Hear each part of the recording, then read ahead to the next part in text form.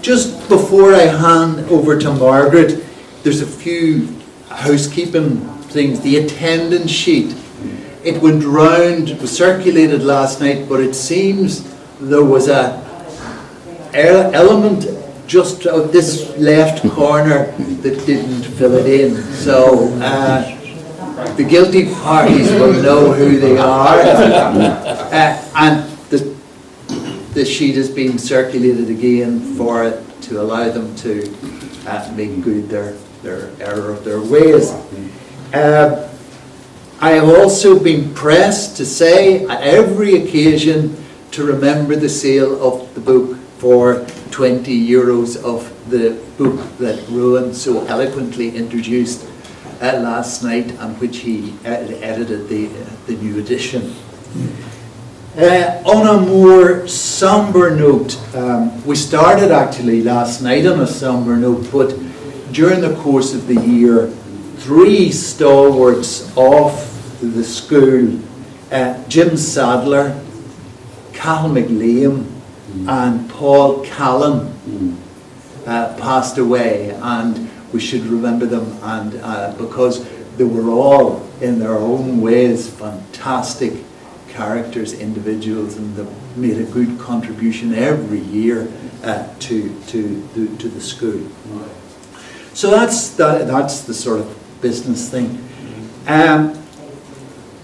Thanks again for coming to this morning's session, and we're really privileged to have Margaret Ward as the chair and our speaker, who we remember we go back a long way, John Gray, and I see somebody who has just come in who would also be very familiar with John.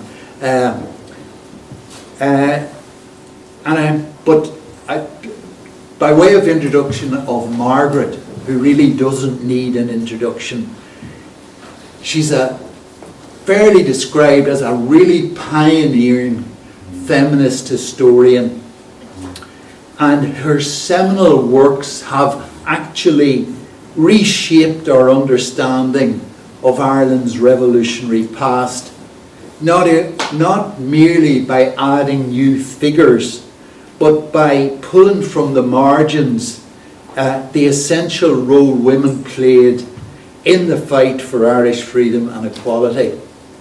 And the act of recovery which she, in her academic career, was engaged in is a powerful analytical tool for people who approach our politics in this country from a progressive attitude.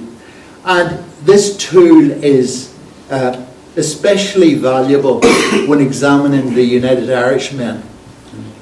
Revisionist historians often split the movement into 2 distinct entities: a secular enlightened north and a peasant-based sectarian south, while underplaying, always seeming to be underplaying, the agenda of the British government, which was underlying the whole events of that period. She reminds us as well that the promises of the Enlightenment and the Republican project must be measured by its inclusivity. Any progress that excludes half the population is an incomplete revolution, and the true progress must be universal, or it is not progress at all. So it is a privilege to have Margaret to guide our discussion this morning with the clarity which is evident in all her work and her intellectual rigour. So please join with me in giving a very warm welcome to Dr. Margaret Ward. And I'm delighted to be here to chair this session and to listen to my old friend John Gray, who I have known for a very long time. And I'm conscious of the fact that we're both Northerners and we're talking about the legacy of the United Irish movement. So what I want to do, and to take the chair's privilege of putting a few remarks before we hear John, not from the point of view of women's role in history, but looking at how we remember, because there are, as Kevin has alluded, so many different ways of looking at the United Irish rising, whether you're looking at it from the perspective of the West, the East, or the North. I mean, Kevin Whelan says that County Wexford never passed into history because it never passed out of politics. And when you go to Wexford, you can see very much the sites of the rising. Vinegar Hill is really a kind of like a holy place almost. You've got a very strong interpretive centre. You can follow minute by minute really what happened there. If you go to Mayo, you can follow in the path of General Humbert, and very much the whole idea of the year of the French.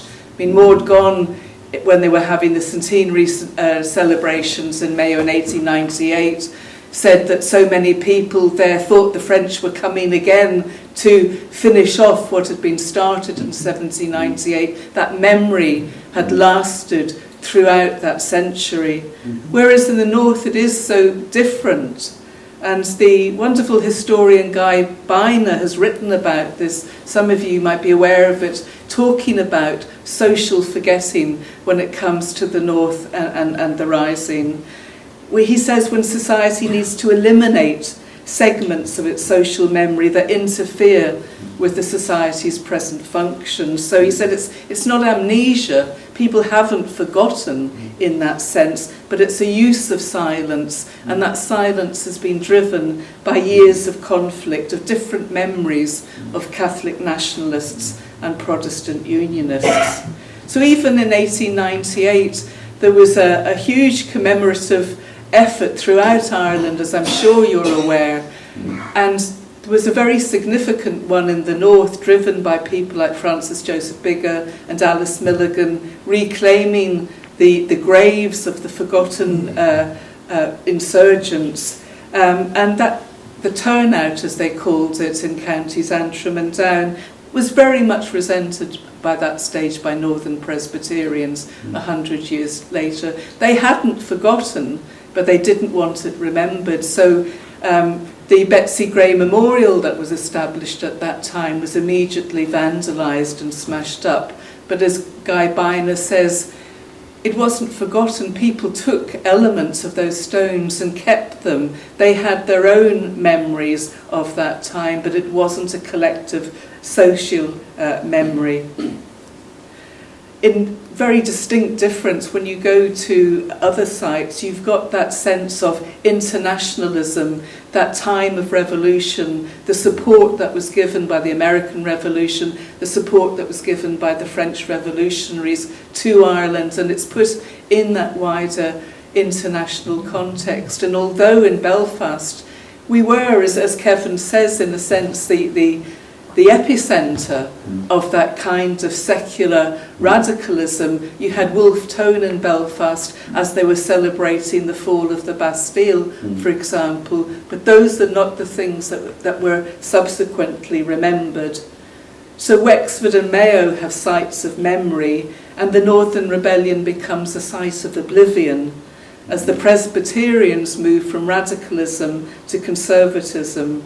And even in 1998, you know, there's a real challenge in the North. How was the United Irish Rising to be remembered 200 years later?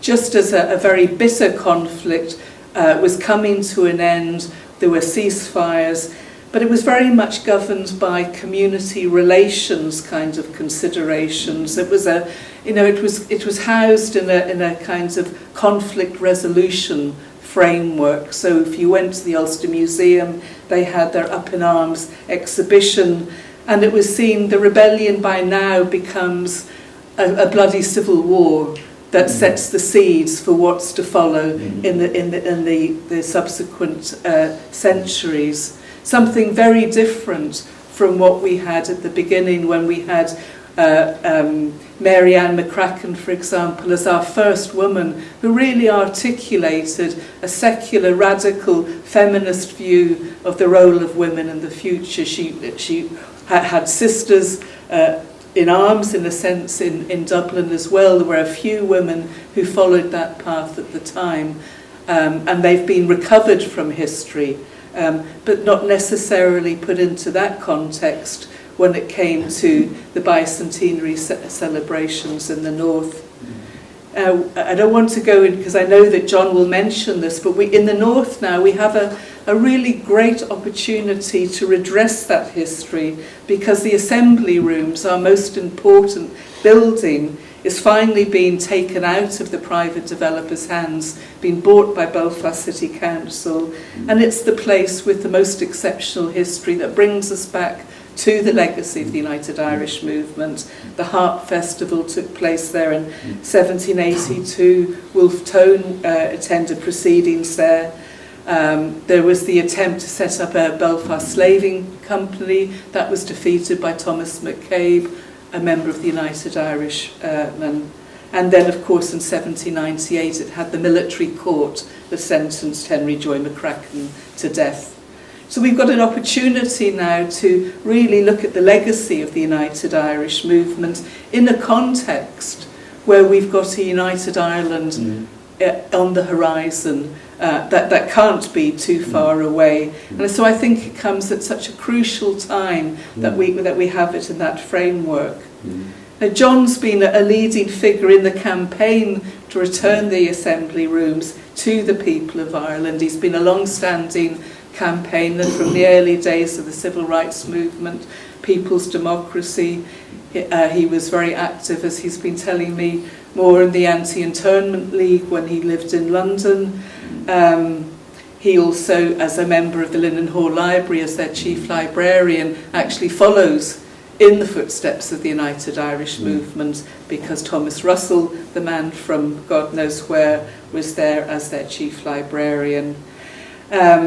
He was also, during the bicentenary, I was actually living in England at the time, so I didn't know very much about what was going on, but Guy Byner has really itemised John's contribution at that time, and talking about the United Irish Centenary Society that John chaired, and his pamphlet then, The Sans-Culottes of Belfast, and the work that he's done. He's also been the driving force behind the spirit of the Enlightenment movement in Belfast. So I'm really pleased to introduce him as a fellow Northerner to look at, and I'm not sure what angle he's going to take, but we're going to hear about the legacy of the United Irish movement from him, and then we'll have a discussion. Thanks very much, Margaret.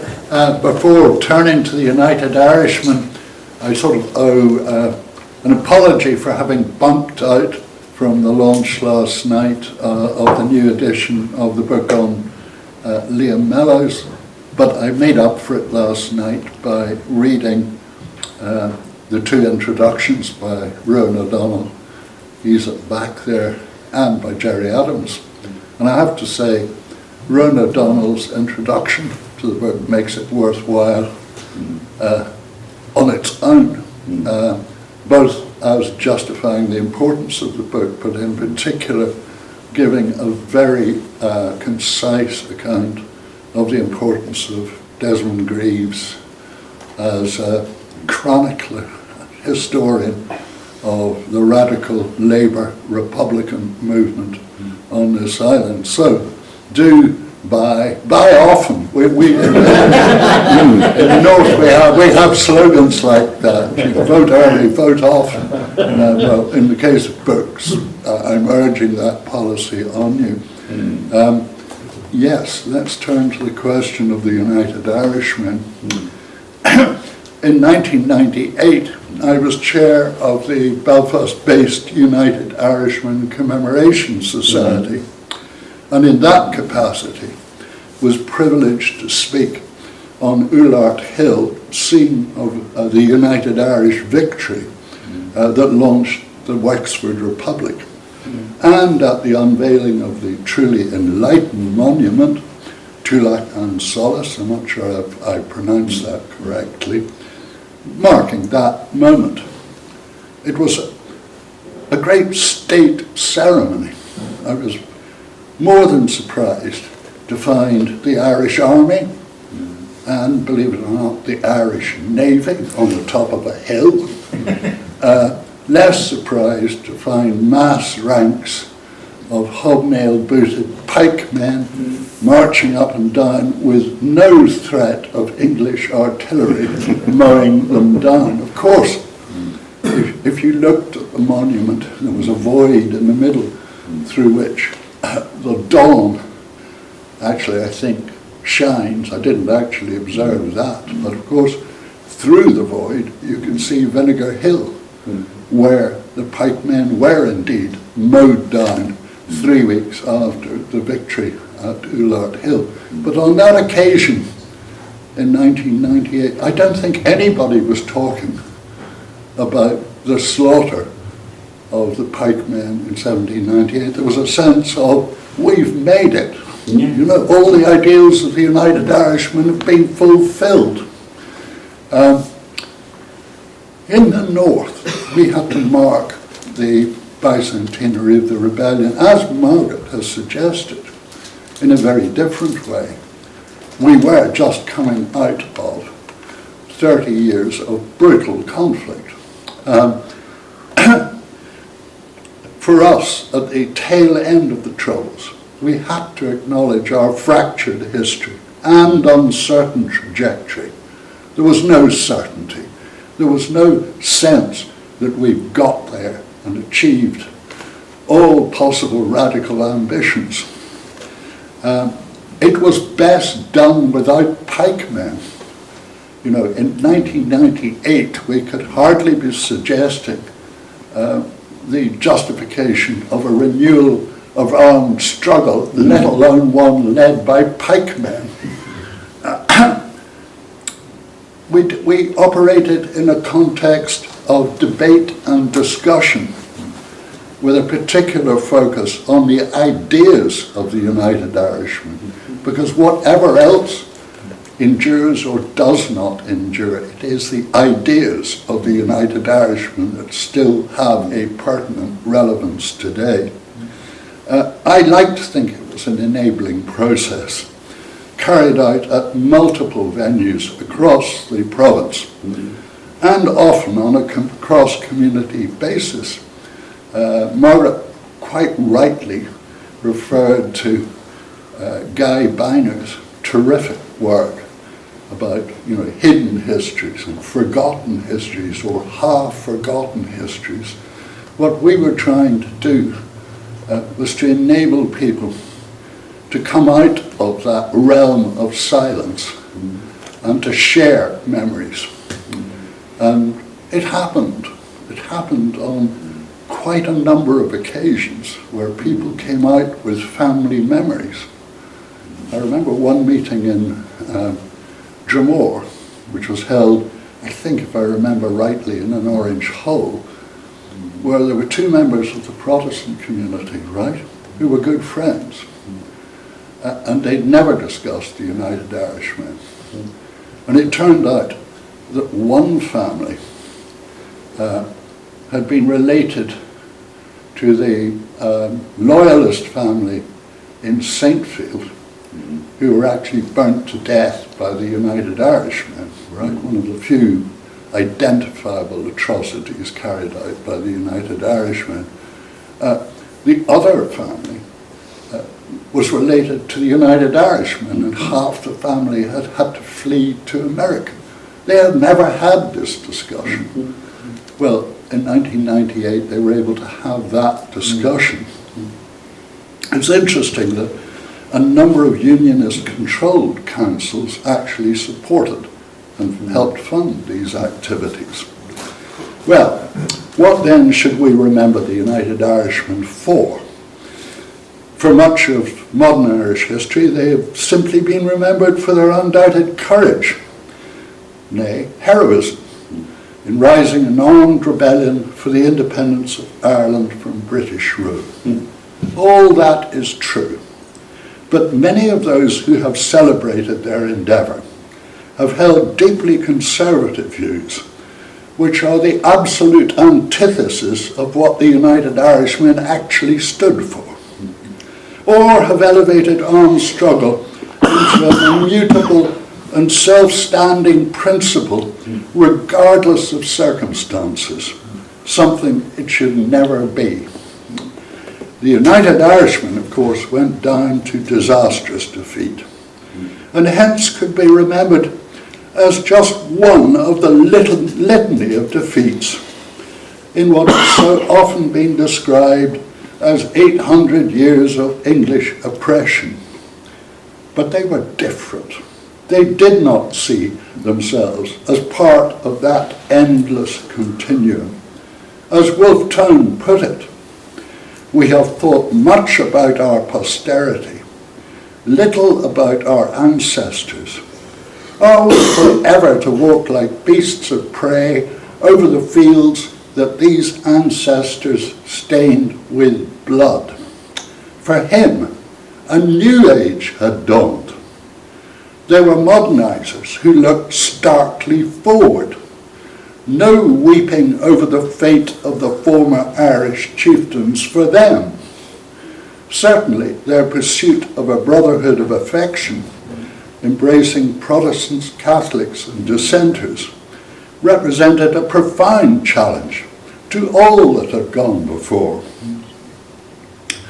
What actually endures are their ideas, many of which remain unfilled and still offer inspiration today. Wherein lay the genesis of their agenda.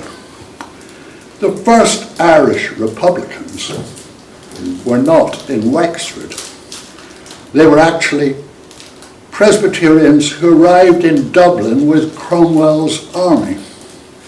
Given Cromwell's reputation, that is hardly an origin story that appeals to Irish nationalists.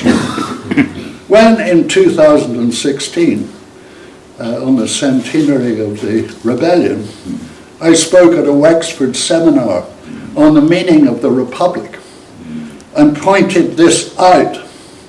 It went down like a lead balloon. But those Presbyterians were literally king killers who had supported the execution of Charles I and the abolition of hereditary monarchy. There was a direct link between those founding Dublin Presbyterian congregations and Belfast. Some of those families moved north, among them the Drennans.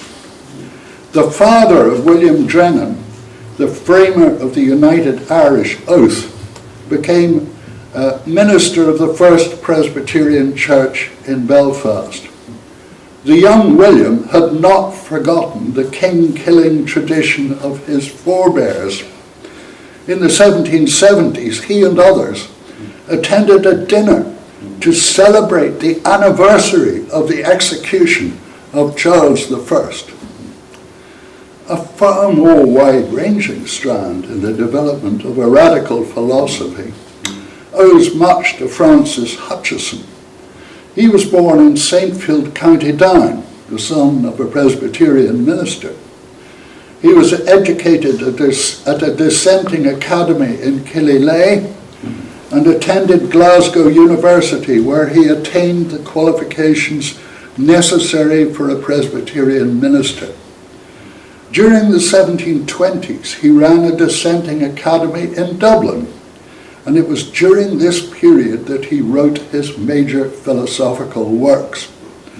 Amongst the propositions that he advanced were, that action is best which procures the greatest happiness for the greatest numbers. And that's such a familiar saying in radical politics right up through the 19th century into the 20th century. What a sound proposition it is. He insisted on the natural equality of all men, and hence was a vehement opponent of slavery which for him was a reason for abhorrence and indignation. His views on government were to have particular significance. Civil power can scarce be constituted justly any other way than by consent of the people. Rulers have no other sacred rights or majority than what may arise from this. The people have the right of defending themselves against the abuse of power. The people's right of resistance is unquestionable. Indeed, there was a right of universal insurrection against perfidious trustees. He reflected on colonial rights too. If the mother country attempts anything oppressive towards a colony, and the colony be able to subsist as a sovereign state by itself, the colony is not bound to remain subject any longer. In 1729, Hutcheson was appointed to the chair of moral philosophy at Glasgow University, where he hugely influenced a whole generation of students. Amongst them were Irish candidates for the Presbyterian ministry. Some were to become key supporters of the United Irish enterprise, but his impact was far wider than that. Adam Smith, a key figure in the Scottish Enlightenment, acknowledged his debt to Hutcheson. Other students travelled to America, and Hutcheson's works became key texts for those who spearheaded the American Revolution. Ideas can take you so far, but to have impact there must be tinder to set alight. Above all, this was to be found in Belfast and its hinterland.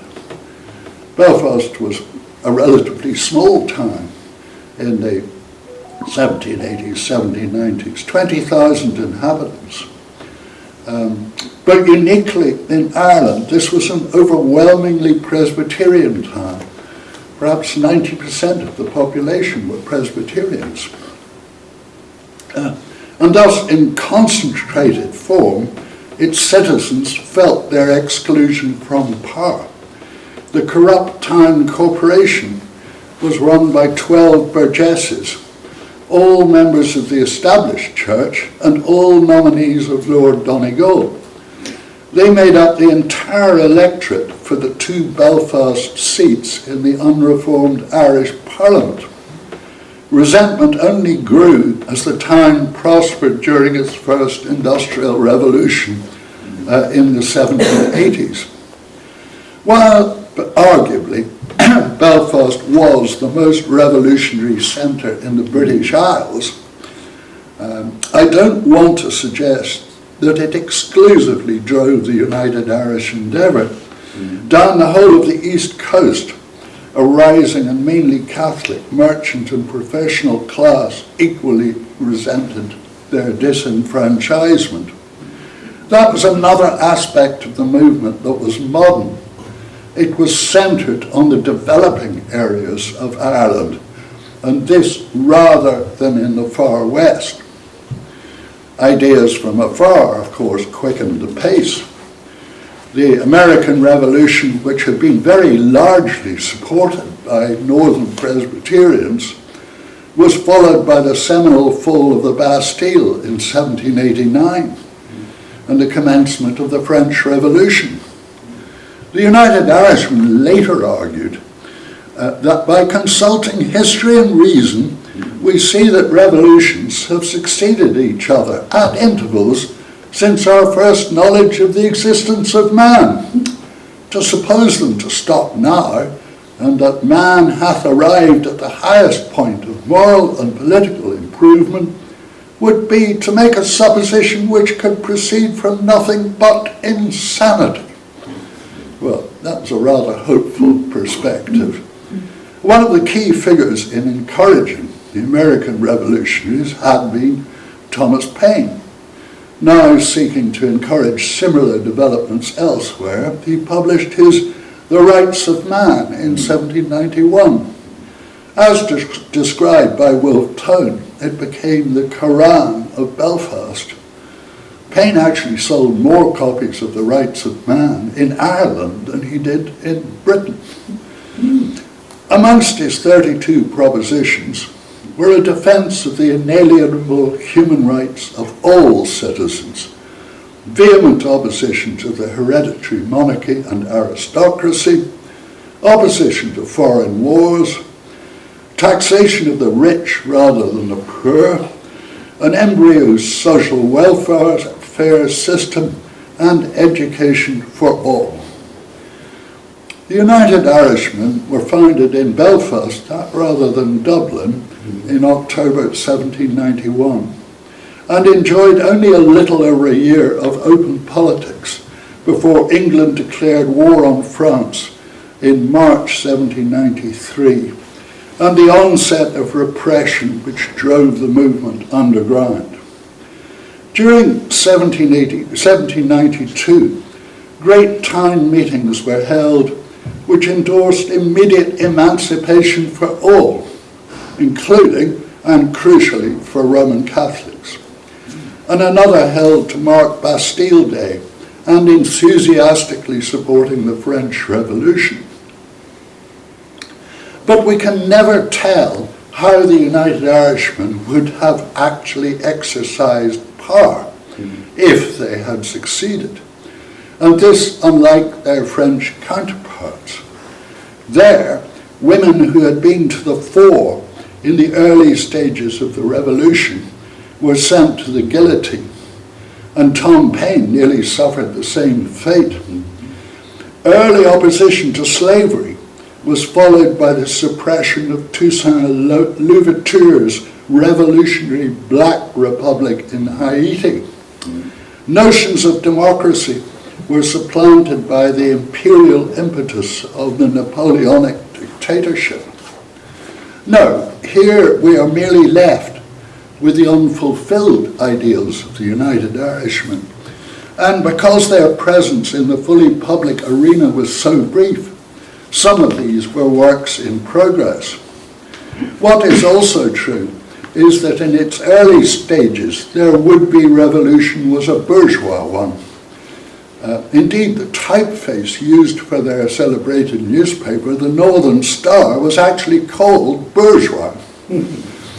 There was an underlying, more radical progression, marked by the establishment of a Jacobin club. And once the movement was driven underground, the sans-culottes, the men of no property, were necessarily embraced. Thomas Russell, writing in July 1793, was an advocate of this. From all I can see, the men of property all through Ireland, whether landed or commercial, are decidedly against the struggle, which might risk that and will do nothing. The people are beginning to see this, and in time, when they feel their strength and injuries, will do it themselves, and then adieu to property. Tant mieux. Tone was less enthusiastic. He agreed that nothing can be expected from a country except from a sans-culotte. But as far as he was concerned, they're too ignorant for any thinking man to see in power. Nonetheless, in those shadowy realms, there can be little doubt that more radical ideas developed, in some cases pushed forward by those who were originally involved in the Defender movement, who sort of in the midst of all this largely merged with the United Irish endeavour. What then are the ideas that we can remember the United Irishmen for? Certainly for their aim for the independence of Ireland from England, but this was no narrow, ourselves alone aim. They were internationalists. The Northern Star carried more news of what was going on in France and in America than it did of local news. They managed to truncate distance, Voyages to these places would have taken weeks, months. They managed to create the impression that these places were just next door. They also sought to, they supported the struggle of other nations for freedom. They sought to ally their struggle with that of radicals in England and Scotland. The nation they sought to create was a multicultural one, an absolute antithesis to later narrower nationalisms that emerged based on notions of an ethnically pure race of Catholic Gaels, or alternatively one of Protestant Ulster Scots and Anglo-Saxons. If a united Ireland is to emerge, the original United Irish blueprint will be crucial to its success. Then there was their broad support for human rights, but they never had time to more specifically define who would have been included in their democracy. We do know that it would have included Roman Catholics, but would it have included the poor? Would there have been a property qualification in order to vote? Would it have embraced women? A Belfast edition of Mary Wollstonecraft's A Vindication of the Rights of Women was published in Belfast and favourably reviewed in the Northern Star. We do know that Mary Ann McCracken sent copies of Wollstonecraft's works to her imprisoned brother, Henry Joy, and chided him about the relegation of women to separate United Irish societies rather than enabling them to join the main ones. Of course, I sort of think here shades of Cumann Ban in subsequent generations of Republicans. I welcome Margaret's discovery, a rediscovery of women who were involved in Republican struggles over the years, but I have to say that I think that a male ascendancy in those organizations lasted an awful long time. But there we are. It was, of course, to be nearly another 40 years before very limited Catholic emancipation was granted. It was, of course, not until the 20th century that a universal franchise was won, though I do note that we Northerners are still excluded from voting in your presidential election. More broadly, the United Irish position can be seen as foreshadowing the modern development of international institutions and treaties aiming to protect human rights. Everything from the Geneva Convention through the United Nations to the International Criminal Court. Of course, we must abhor the way that these protections have increasingly been undermined by malevolent players. Their opposition to hereditary monarchy and aristocracy was clear-cut. We in the North are, of course, still privileged to have our monarchy, and hereditary aristocrats still hold legislative power in our House of Lords. If only we could escape from that burden. The Irish Revolution, when it came, may have changed little except the colour of your letterboxes, but it did mean the end of such woeful anachronisms for you. Their opposition to slavery was emphatic. Famously, they hosted the freed slave Ulada Equiano in 1792. Some refused to eat sugar. Yet there were contradictions. Belfast's first industrial revolution, and one in which key United Irish figures were involved, was based on cotton, a slave product. One leading merchant, Waddell Cunningham, who was the first president of Belfast Chamber of Commerce, actually owned a slave plantation on Dominica, which he called Belfast. On the abolition of slavery in the colonies in 1833, 151 Irish slave owners received almost £800,000 in compensation. When the celebrated escaped slave Frederick Douglass visited Belfast in the 1840s, he received an enthusiastic response from abolitionists, but one issue he raised provoked controversy. Presbyterians who had emigrated to the southern states and became slave owners had sent money back for evangelical work in Ireland. Now Douglas urged, "Send the money back." Posters went up in Belfast with the slogan, "Send the nigger back." As Irish citizens, both Catholic and Protestant, increasingly became implicated in colonial and imperial expansion, racist attitudes began to flourish.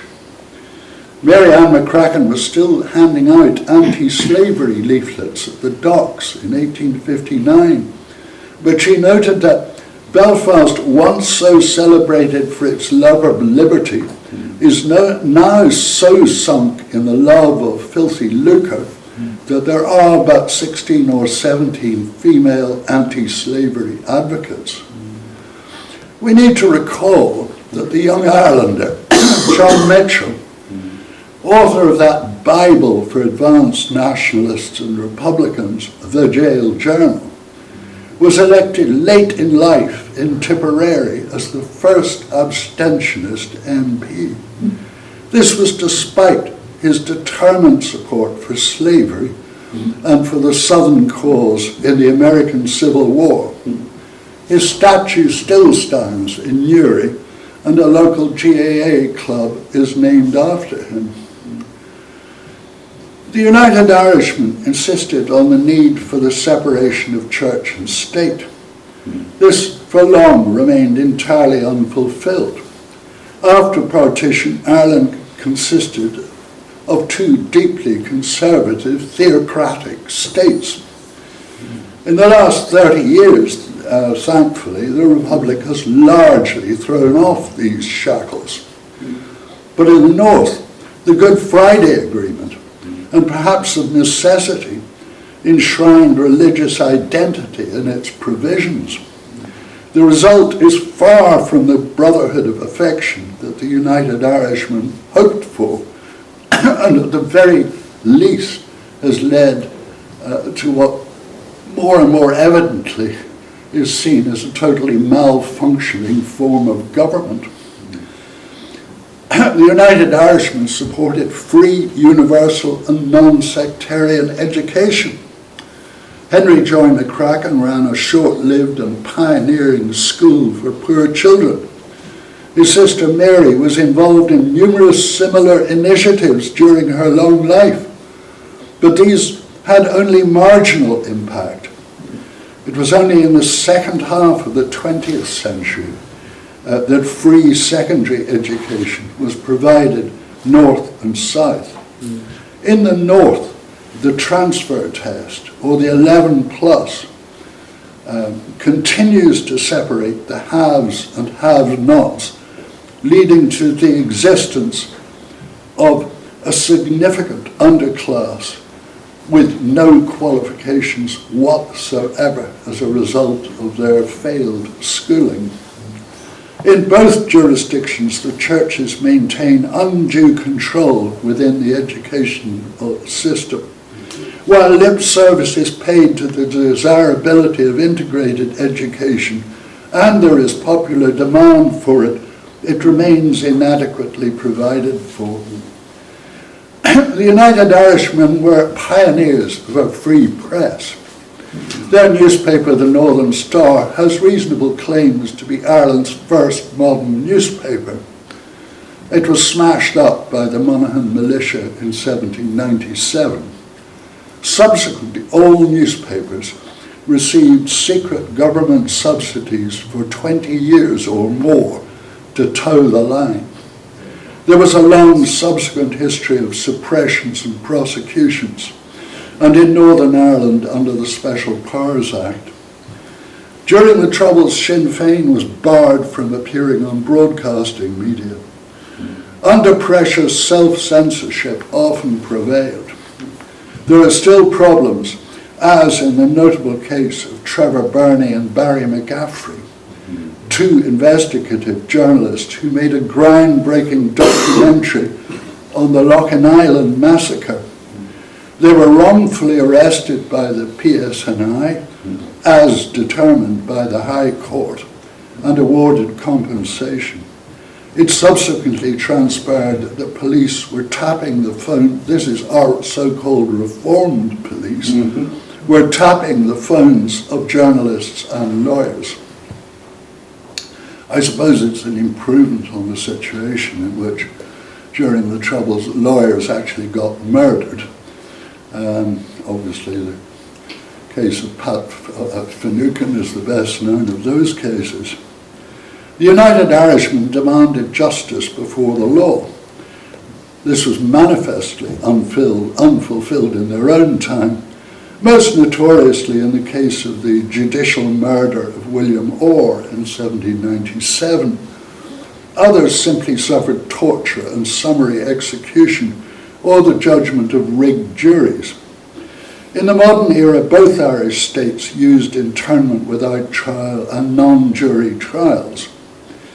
In the north, state authorities continue to restrict access to key evidence in a plethora of cases. Though the northern judiciary has recently shown a commendable independence in challenging this omerta.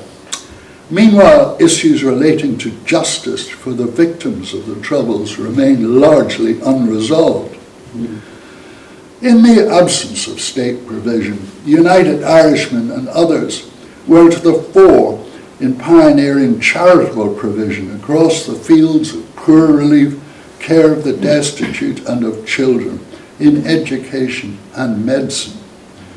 They freely wrote in English and Ulster Scots and sought to encourage the revival of the Irish language. They learnt French, I wonder why. They viewed these strands as natural and complementary. They would have abhorred the present context in the North, where all too often language issues are weaponized. They opposed engagement in foreign wars, and most notably that raged against the French from 1793 onwards. There was a precedent for later Irish neutrality here. They claimed a right to bear arms. Belfast was the founding centre of the Irish Volunteers in 1778, and ostensibly to help protect the country against invasion, but increasingly used as an instrument to pressurise the government for reform. The United Irishmen sought to revive the volunteers, and increasingly on the model of the French National Guard, this before their suppression in 1793. The same right to bear arms was claimed by both the Irish Volunteers and the Ulster Volunteer Force in their diametrically opposed causes in the early 20th century. Certainly the modern IRA and the UVF looked to historical precedents. Perhaps most disastrously, the right to bear arms was enshrined in the American Constitution. We all know of the continued bloodbath of innocence that stems from that. It is then a dangerous legacy from 18th century circumstance, especially if the right to bear arms is framed as an absolute right in all circumstances. Then there is the eloquence and wit of the United Irishmen in the most adverse circumstances. I would argue that any progressive movement in Ireland would do well to emulate their élan. Inevitably, acting more than 2 centuries ago, the United Irishmen could not lay down a blueprint for all that is required in a modern society. Understandably, they viewed government as an oppressive force. Indeed, some Presbyterians took the view that any need of government only arose because of the sinfulness of man. In lieu of government, they relied on charitable endeavour. Paine, with his 1791 demands for free education, embryo social welfare provision, and pensions, came closer to delineating what a modern state would require. In fact, both post-partition states continued to take a minimalist view of the role of the state. We all know now how inadequate and even disastrous over-reliance on charitable endeavours, and in particular on the churches, proved to be. The shrinking of the state remains an objective of conservatives and has often been a dominant theme in the politics of the United States, and never more so than at present. The desire on this island to ape American practice remains an ever-present threat to the welfare of our people. The United Irishmen were enthusiasts for free trade. They were at best equivocal on whether market forces should trump all other considerations. In 1792, Belfast's first trade unionists went on strike. The United Irishmen favoured arbitration to achieve a just outcome. But when some employers refused to engage, the United Irishmen insisted that the Draconian Combination Act had to take precedence, and prisoners were flogged through the streets. Of course, the ultimate catastrophe caused by a rigid insistence on the efficacy of the free market came with the Great Famine. The effect was genocidal, but the cause was absolute reliance on the free market. Yet at least until recently, the advocacy of unfettered capitalism has remained dominant. So what is all this worth today? I'm proud to be chair of the Belfast-based organisation Reclaim the Enlightenment, though we do have 2 committee members here in Dublin.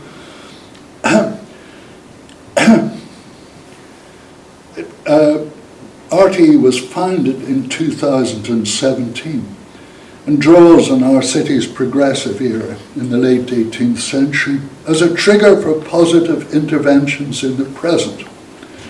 That impetus was wider than the United Irishmen, but we do draw particular inspiration from them.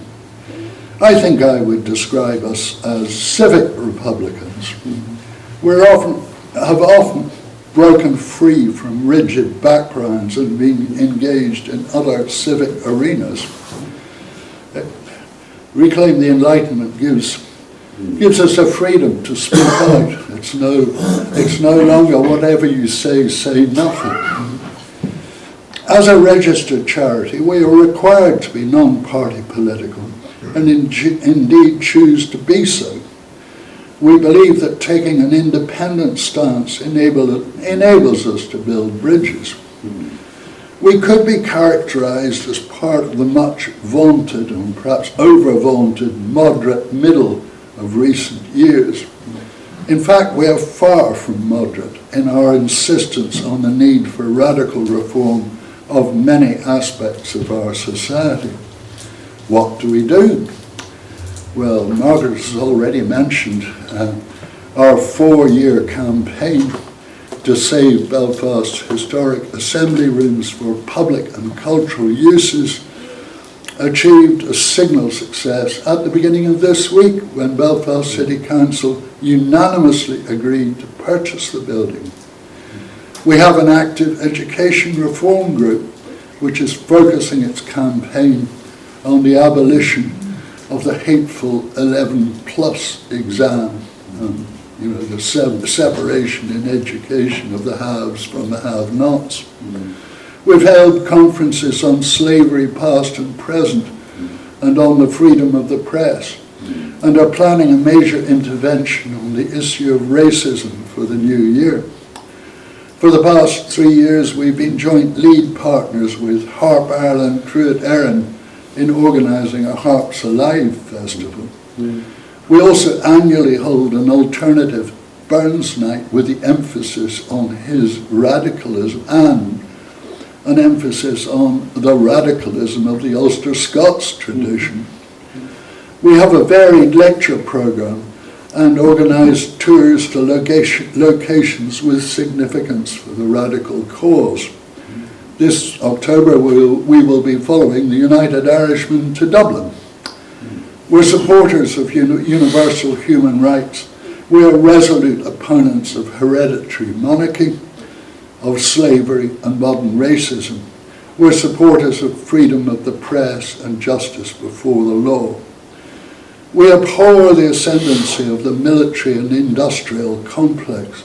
How extraordinary that it was actually President Eisenhower who framed that term.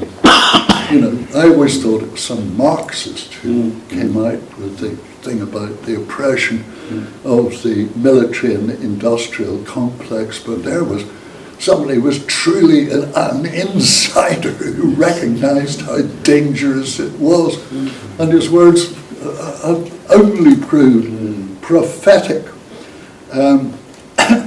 We welcome Ireland's neutrality. We support the rights of the Palestinians and the Ukrainians to self-determination. And we support any actions necessary to enable them to save their situations. And if so, what about Ireland? Well, I will say that I hope, I'm not sure it's going to happen in my lifetime, but I would like to see a united Ireland. Constitution. What? The Constitution of Ireland. Yes. Well, I would like to see it. It has to be, it's going to be. I'm coming to that. I was going to say it's not as easy as that. It should have dawned on you by now. It's not as easy as that. I met a man in a bar last night. He said, "Where are you from?" And I could hang on a minute. And I said, "I'm from Belfast." He said, "Oh." And I said, "Where are you from?" And he said, "I'm from Limerick." And I said, "Oh, my son once worked in Limerick." I said, "Have you ever visited Belfast?" He said, "No."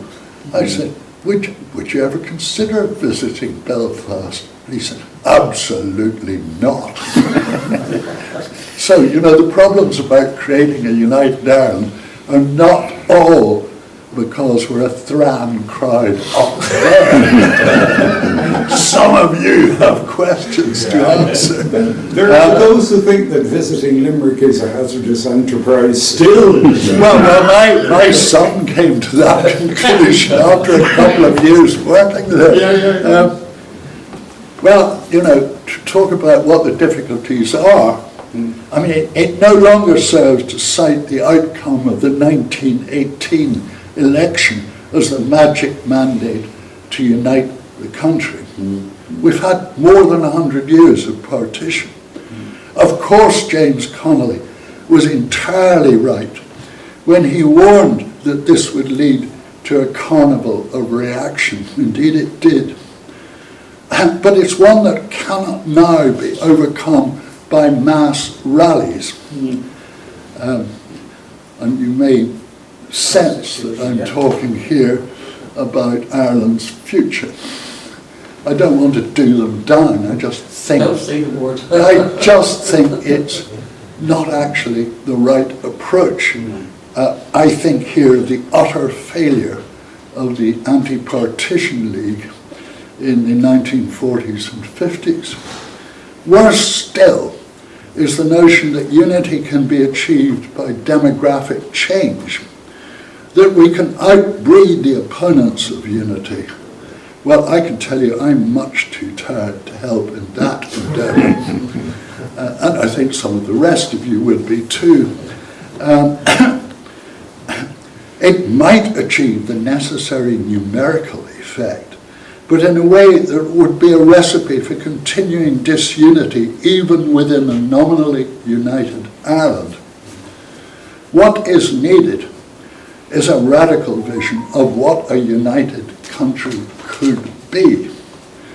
I note the calls being made for the current government in the Republic to do the preparatory work.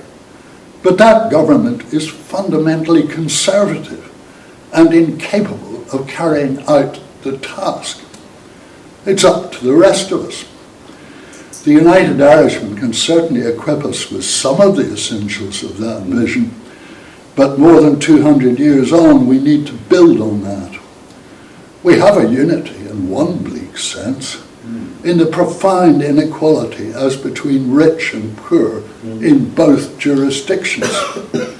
We need to proclaim the case for a far-reaching rebalancing, which must involve taxing the rich to help repair our broken public services.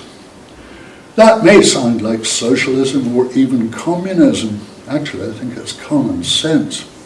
And however much one may commend the United Irishmen, they were at best precursors of those ideologies. And similarly, I would say that you cannot assert a direct connection between the United Irishmen and the various strands of modern day republicanism. There is a connection, there is a link, but it's not absolutely like that. There's sort of bits and pieces that you can say are the connection. And it's overdone to suggest that socialists, communists, or republicans are absolutely the direct inheritors of the United Irishmen. And in any case, if we're to have any chance of success, the widest possible alliances have to be created. We do annually celebrate Bastille Day, as our forebears did. I was telling Rowan O'Donnell that a couple of years ago we actually had a guillotine present and discussed a number of people we would like to introduce to the guillotine. You know, the radical tradition is not dead. Of course we celebrate Bastille Day fully in the knowledge that the French Revolution failed utterly to fulfill its initial promise. Yes, we do meet in bleak times. The United Irish belief that revolutions were the natural and inevitable means of progress proved to be deeply flawed. The notion that it was some kind of automatic mechanism proved as reliable as faith in a second coming. What we can say is that historically empires rise and fall. In the cases of Britain, France, and Russia, their empires have fallen, and we are merely living with the long and ugly tail end of that process. American hegemony cannot last forever, and under the current administration, may be on the way to self-destruction sooner rather than later. Dictators always fall. We must seek to assist these processes. Let us hasten a new dawn. Such a riveting talk that has gone internationally, historically, has covered centuries, and has brought us up very much up to the present day. And I know, I can see from the audience that there'll be a lot of people wanting to speak now. So I'm going to hope that we'll have an orderly discussion. But one of the comments, thinking about it, I think you would have got from John is that discussion on the future of this country is happening a lot more in the north than it is in the south. And you know, there's a lot of people in the Reclaim the Enlightenment and other places who are reclaiming their own heritage as coming from a Protestant tradition and looking at what the United Irish ideals were. And just as a feminist historian, one thought that came to me is that Ireland in 1922 gave all women the vote. Women in America were still struggling for it, and women in France, with the ideals of the French Revolution, didn't get it till after the Second World War. So, you know, we, in some terms, we have taken radical ideas, but we've also implemented radicalism in a way that other places might not have done. But anyway, I'd just like to open it up now to Ray.